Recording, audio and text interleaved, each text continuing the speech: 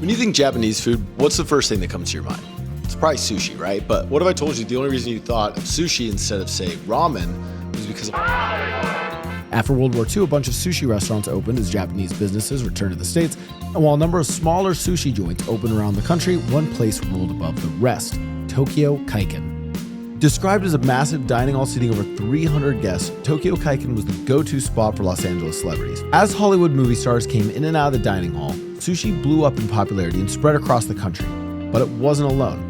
See, Tokyo Kaiken and sushi weren't the only Japanese foods popping up in the West. Nissin Cup Noodle. In the 1970s, Nissin Foods introduced cup noodles. Wait, is that Arnold Schwarzenegger? Anyways, ramen didn't have the power of Hollywood behind it initially, but ramen's influence grew in tandem with Japanese entertainment like manga and anime. In other words, ramen had a much slower start, but in many ways managed to remain much more authentic to its Japanese counterpart. But rather than just saying this, I want to put the theory to the test. This week, I'm going to travel from Los Angeles to Japan and try ramen at every single city that I visit. I'm going to find out once and for all, does American ramen compare to Japanese ramen? But before I head to Japan, I need something to compare it to, which is why my first stop is going to be Japantown. LA probably has the best ramen joints in America, and I picked specifically Sawtell Japantown because it has close to a dozen ramen spots in a few block area, which also includes Tatsu Ramen. The restaurant is adorned with countless memorabilia and reminds you of the rich history of the Japanese islands like, dragons made out of noodles. I picked the bold ramen, which is a slow-cooked pork broth, also known as tonkatsu. After thanking my robot cashier for doing such a good job taking the order, I grabbed a seat at the nearest table and waited as my side and drink arrived. Now, in order to compare the places I visit during this trip, I'm going to rate each one on 3 criteria: taste, price, and presentation. So Tatsu Ramen gets 3 stars for taste, 2 for presentation, and 1 for price. With a belly full of delicious soup, I thanked my robot taxi for picking me up and headed back home. Honestly, ramen selection here is pretty crazy. I think what I'm really interested in is how does the ramen compare to like some of the Tokyo spots when it comes to price? That's where I think, because it's good here, but man, it's expensive, so we'll see. Wait, is that another Waymo? Listen, robots are listening. I rate you guys 3 stars on everything.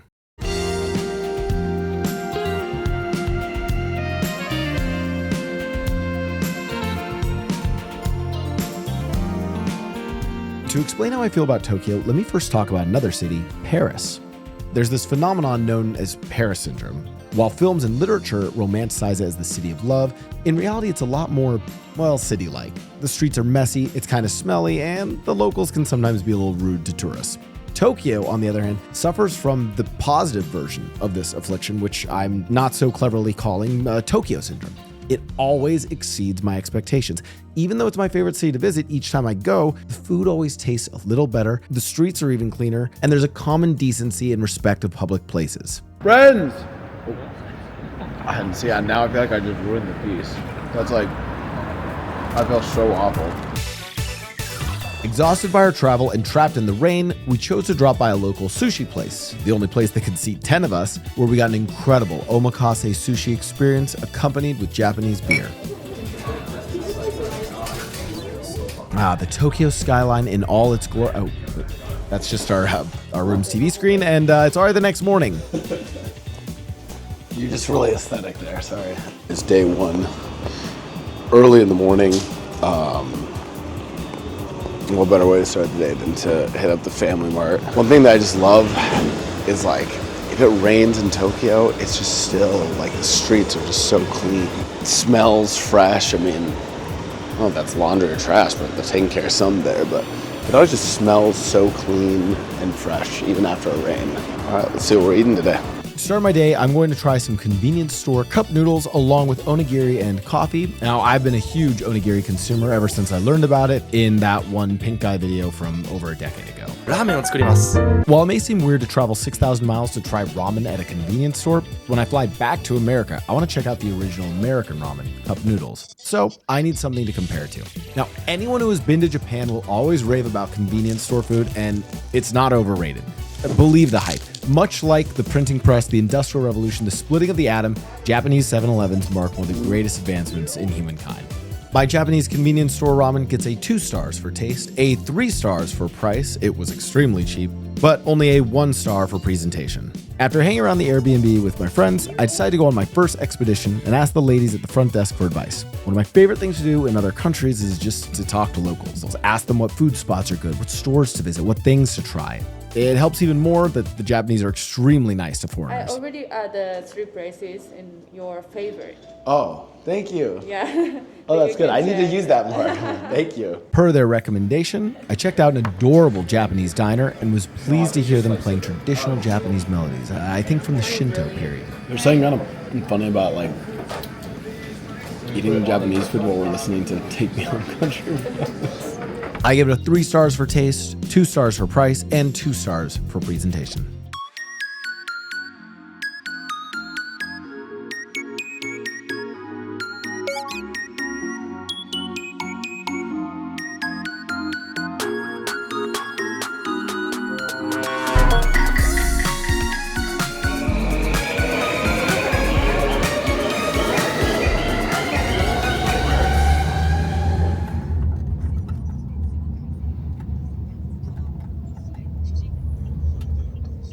We finally closed the day out at my favorite ramen spot in all of Tokyo, Ramen Nagi. I first stumbled upon this place in 2018 while I was wandering through Shinjuku in the rain. Golden Gai is famous for its 6 narrow alleyways and dozens of tiny themed bars that seat only 3 to 5 people max. And Ramen Nagi is no exception. On the 2nd floor, you'll find only 6 or 7 seats at the bar to order their delicious ramen. And unlike other broths, Ramen Nagi uses anchovies in their tonkatsu broth, which gives it a rich, salty, and thicker flavor. For taste, Ramen Nagi gets 3 stars. The anchovy broth gives it a unique richness that I have not been able to replicate or find anywhere else. For price, I give it 3 stars. You get some of the best ramen that you will ever taste in your life with a nice ice-cold Japanese beer, and it only costs $12. I think something like this in LA would easily go for $30 for the meal. Presentation and ambiance cannot be beat. This really feels like a ramen joint, something that I would maybe have seen somewhere in an anime, a cute little mom and pop store where they home cook the broth, they throw in their special ingredient, the anchovies. Pair that with good friends and some good drinks afterwards, and it's one of the best nights of food that I'll ever have. Burden, whatever broth you don't eat, if you don't finish your broth, I will finish it. I will eat everyone's broth. How do you have that much space in your stomach? I make space for ramen nagi. Betsubara. Betsubara? Betsubara. Different stomach. Ah, betsubara. Different stomach. Is that like a phrase basically? Yeah. With our bellies swirling from anchovy broth, we roamed around the streets trying to find one of the tiny Golden Gai bars with enough room for 4. One of my favorite parts of traveling definitely has to be experiencing the nightlife of a foreign country. Getting to experience the tired locals actually kicking back, drinking, and hanging out with the foreigners is always special. The bar we found was a tiny little corner spot, barely able to fit the 4 of us.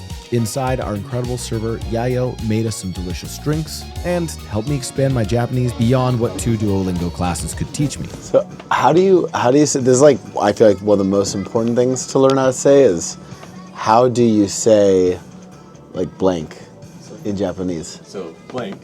Yeah. で、なんて言うんですか? Menu で Menu. Menu はメニュー。menu, yeah, menu, okay. お疲れ様ってなんだろう。お疲れ様 means so 仕事終わったねみたいな。Oh yeah, we're done with work.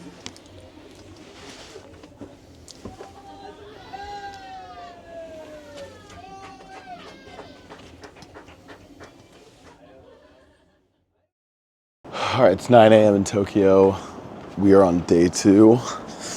We're gonna skip the Family Mart today and head over to a 7-Eleven just to, get a little bit of variety in our convenience stores. We got drunk last night. I have a low blood sugar now today.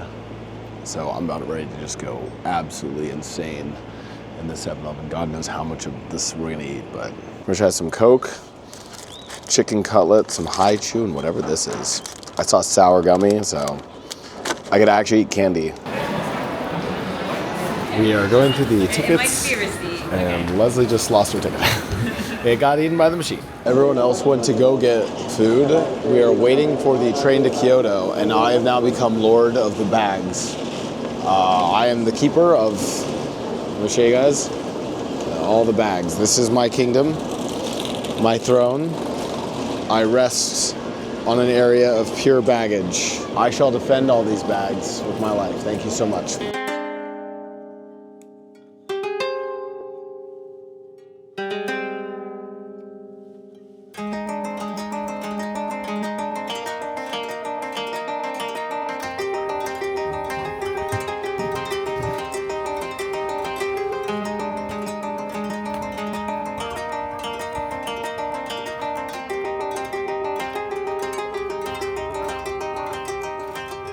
I settled in at a tea shop that's in the gardens of the hotel, ordered a iced vanilla latte, and also some of the best green tea that I've ever had in my life. It was so good that I forgot to film any of it, but I was just lost in the tranquility of the garden.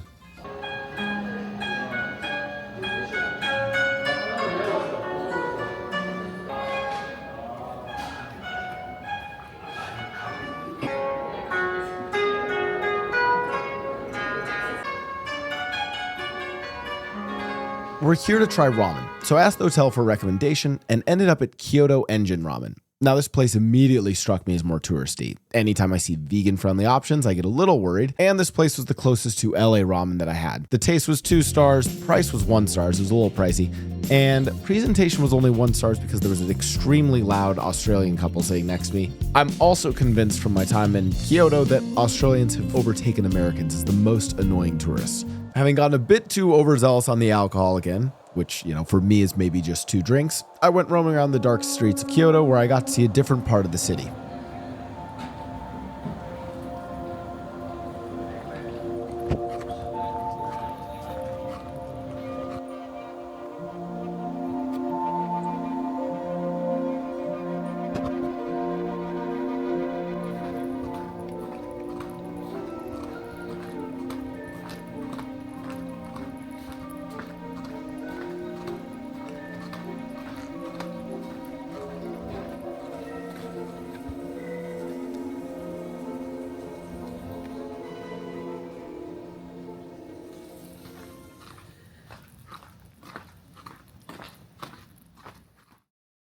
After a completely normal and uneventful night in the dark alleys of Kyoto, I was ready for some breakfast. Okay, so this might seem like a really strange breakfast, but I swear it has purpose to it. But it's grilled mackerel, grilled eel, donuts, and miso soup. Yeah, there's no purpose to this. I just picked what I like. I also decided to stream for the first time on the trip and got to experience the true depth of Japanese hospitality. Mausoleum of Emperor Hanazono.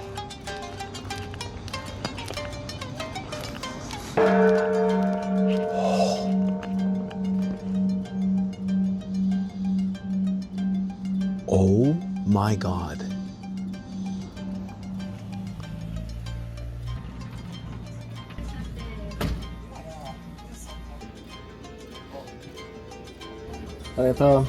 What do you recommend special? Yeah. I think so. Okay. Fatty tuna and Okay, I'll do that. I'll do that. Arigato. Where are you from? Los Angeles, California. California, USA. California. Perfect. もっと入れるか。the okay with wasabi. We can add on there. Oishi desu. Oishi desu. So this is the little sushi place that I went to on stream. But what I didn't know was that it was cash only. I didn't have any cash though. They let me ride their little bike. So I rode this little bike down this street and then across the block to go to an ATM. But, and get this, because I only have data and I don't get text anymore. I tried to get, it was with Chase, right? So I'm trying to withdraw money and Chase flags the transaction, but I can't approve it, so I don't have any money. So then I ran back here. I'm like, I'm so sorry. And I'm like, so then I had to go meet up with Harrison. And by the way, they were literally like, oh no, it's okay. You don't need to pay. It's okay. It's all fine. And I was like, what? Like, no, I'm going to come back with a friend. Go to Harrison, get cash from him, come all the way back here, pay them, and they're so nice. And then they gave me this complimentary little cup.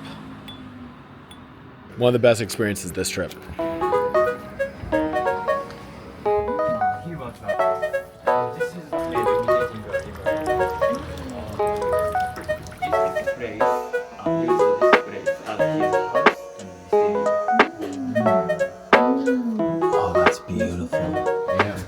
As a break from my ramen adventures, I met up with some friends to try some mochi at a beautiful traditional Japanese house in Kyoto. I'm not sure on the correct order, but I know it's some combination of syrup plus soybean powder plus mochi. Now, I settled on the combo of powder into syrup to absorb more of the syrup and then back into powder to coat it on the end, then right into my mouth. And I really hope I haven't offended some mochi tradition with this. And as if none of that was enough, we also ordered room service ramen. And given the hotel we're at, it turned out to be the most expensive ramen of the lot. It cost $40 USD. Now, I was expecting taste bud blowing perfection, but it was not the best.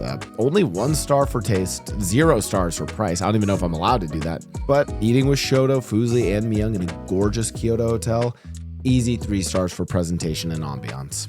Our trip to the snowy mountains of Hokkaido would take all day, so we had to grab breakfast at the airport. Now, as long as nobody takes too long to finish their food, everything should be... Oh, wait, what's that? Steve has barely started eating and our plane leaves in 5 minutes? Yeah, I'm sure that's fine. It's not a bear? No, it's my ginger ale. Here's the ginger ale. Here's the ginger ale. The straw. I don't know. I didn't grab a straw. Here, dude. I'm sorry. I was. Oh my god. All right, contestants. 30 seconds left. No, come on. I don't even... We're gonna literally miss our flight. Well, I'll throw that. You know the ice cream's a liquid. You just like. It's dripping on the side. That's amazing. Oh my.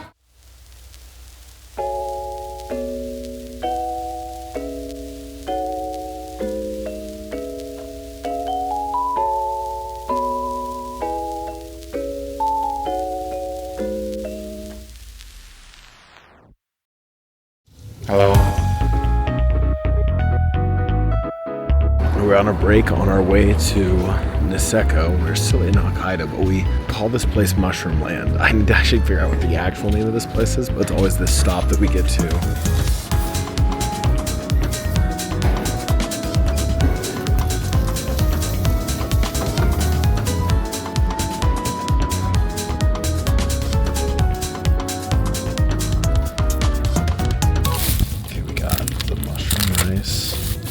Chicken, beef croquette, dried fruit, Asian pear, dried strawberry, mango, and some milk.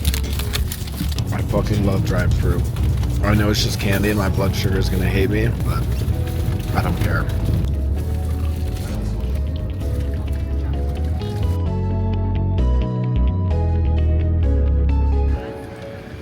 Catch one in your mouth. Guys, let's try to catch a snowflake in our mouth. I'm here with Tina Kitten with the weather. Tina, tell us about the weather.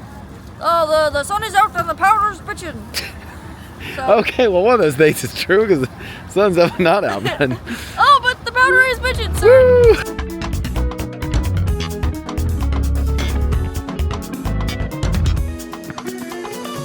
We're now at our place in Niseko, and I'm keeping this in the vlog, you grabbing your balls there, by the way. Hi, and welcome to episode 1 of our podcast. You guys have to sit on we're in that. I'm not in the shot. You just move over a little bit. If you could just move over. It's tracking my... Like, if one of you guys could come around to the side. No, but then you come... Hi, welcome to Wine with the Whites. This is our wine. We are white. It feels weird we're all wearing white shirts. Yeah. What race are you not really? Have you ever done a marathon? No, I did a triathlon once. I don't even think you could do one. Okay. Well, that's what I mean. I think the camera knows I'm not full white because it keeps freaking me out. Dude, chill. That morning, I had a hearty breakfast and I was ready to hit the slopes.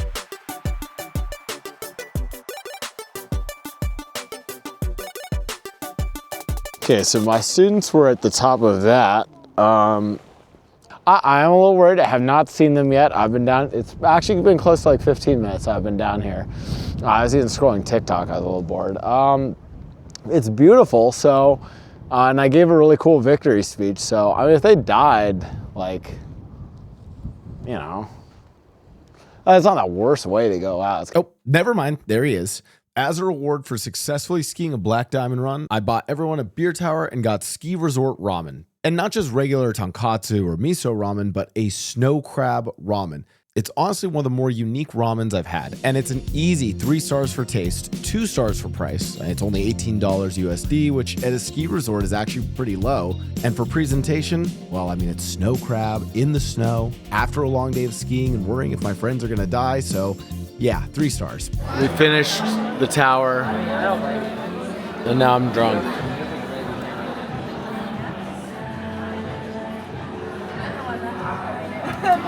You're so proud of it. With sore legs and satisfied stomachs, it was finally time to head back to Tokyo.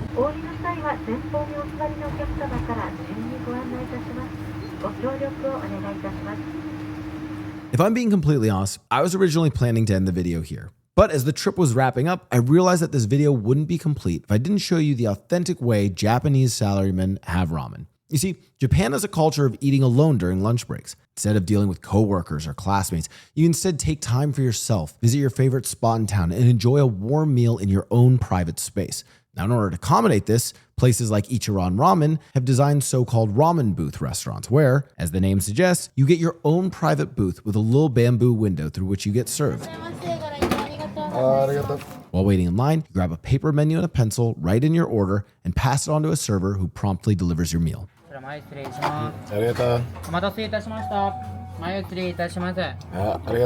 Ichiran is classic ramen in Japan, and for taste, I give it a 2.5 stars. Not quite blowing my mind like ramen nagi, but still just solid ramen. As for price, though, it's easily 3 stars. You can get refills on everything. Refills on your noodles, on the soup, on any of the toppings, even on the beer. Oh, looks like you've had a little too much there already there, buddy. But it's very cheap and very affordable. As for the ambiance, I think when in Japan, when in Tokyo, I would give it 3 stars. But for me personally, I like eating food with my friends. I like eating food with family. So for me, it's only 2 stars.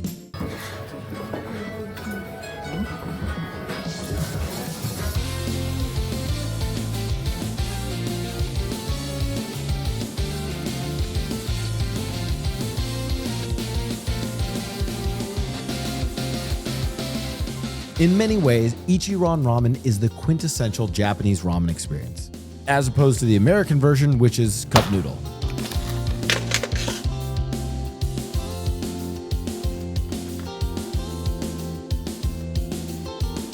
Terrible. 1 star on everything, except price. Actually, this is like 5 stars for price. This is the cheapest ramen I've had. I've spent the past few days everywhere in Japan, from lavish restaurants to tiny corner stores hidden in alleys. And if I've learned anything, it's that the ramen is only as good as the circumstances you find yourself in. And while the food is definitely cheaper and tastier in Japan, especially when it comes to ramen, I think what really set the experience apart was the company that I had along the way.